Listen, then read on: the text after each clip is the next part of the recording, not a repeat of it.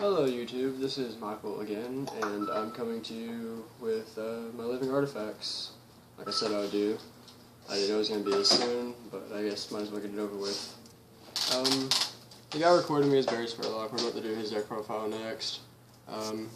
He's running... Hello? He's running Angels.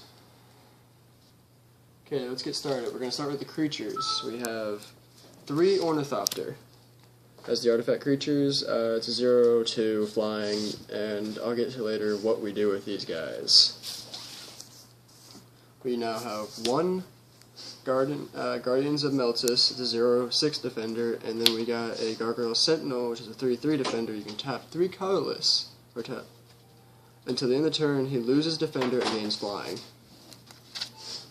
The big beefy artifact creatures we have is Juggernaut. He's a 4-drop 5/3. He has to attack each turn to Fable, but he can't be blocked by walls. So there's a lot of like Wall of Frost and stuff, or fog banks, anything like that.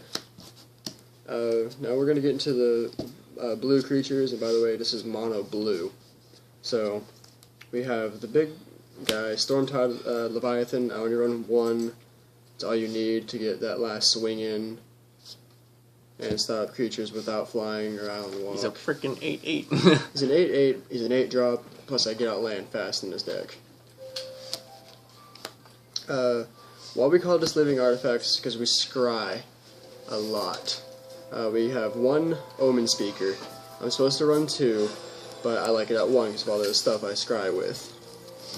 She lets you scry 2 when she enters the battlefield. Now we got for the defenders, another defender is my 0/7 Wall of Frost like I was talking about earlier. It helps get where to tap those creatures at attack so they can't block me next turn. That helps speed up stuff that gets back get into the graveyard is Acromancer. He is a 1/2 and he's a 4-drop. Whenever he enters the battlefield, I can return instant sorcery from the graveyard to my hand. Shiny.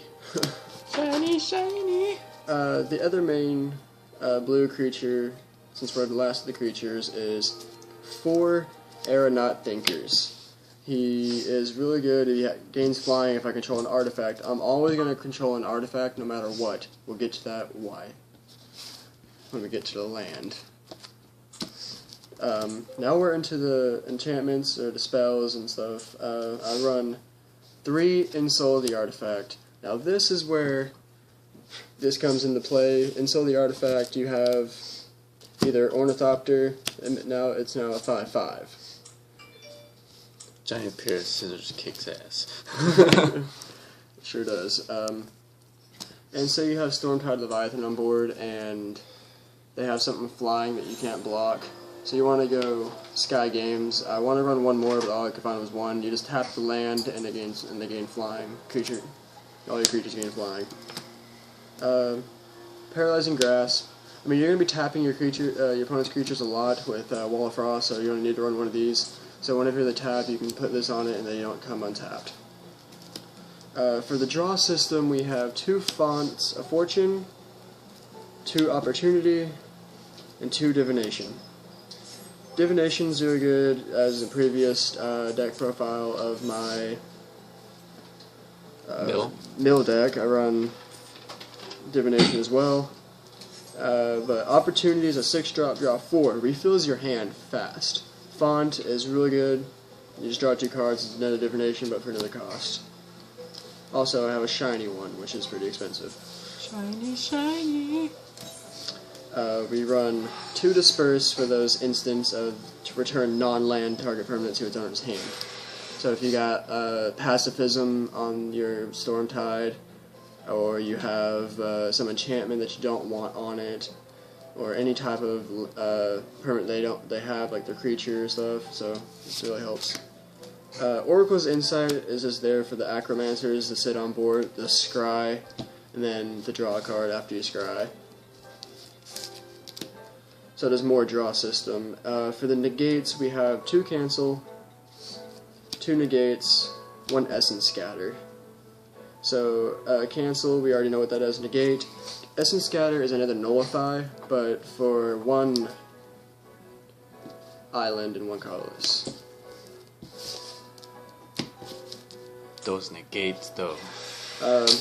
We're about towards the end, but here's one Lost in the Labyrinth,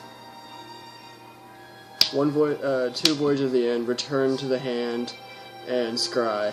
This one gives it a -3, and then Scry. Now we're off to the land. This is why I say I'm always going to have an artifact, because I run one Darksteel Citadel. It's indestructible and can tap. Also, if you have Insult the Artifact, since it's an artifact, you can equip it to Darksteel Citadel, and it becomes a 5/5 indestructible land creature, artifact land creature.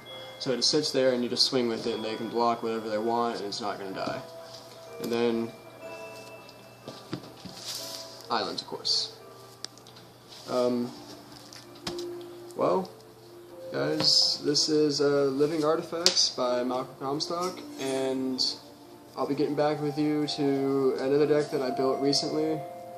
So, catch you later, YouTube.